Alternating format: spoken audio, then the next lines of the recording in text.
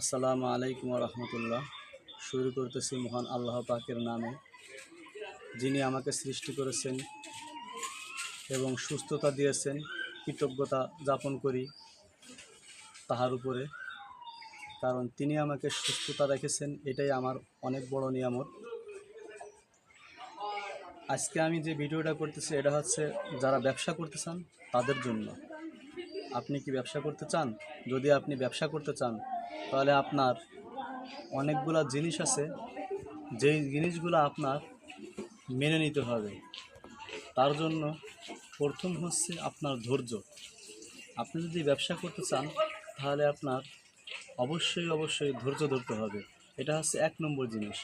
আপনি যদি ব্যবসায়ী হতে চান তাহলে আপনার কি করতে হবে? আপনার জন্য একদম ফুল একটা নিষ্পাপ মানুষ হিসেবে নিজেকে তৈরি করতে হবে। তার কারণ হচ্ছে, আপনি যদি ভালো একজন ব্যবসায়ী হতে হয় তাহলে আপনার ভালো একজন মানুষ হতে হবে।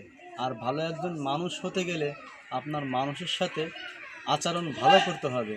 আর যখনই আপনি আচরণ মানুষের সঙ্গে ভালো করবেন তখন আপনার ব্যবসাও অনেক ভালো হবে। আর ব্যবসা ভালো করতে হলে আপনার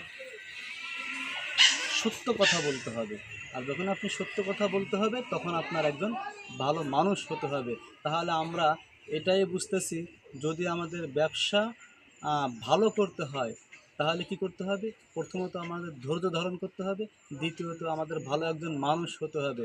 আমি যদি ভালো মানুষ হতে পারি তাহলে আমি ভালো ব্যবসায়ী হতে পারবো।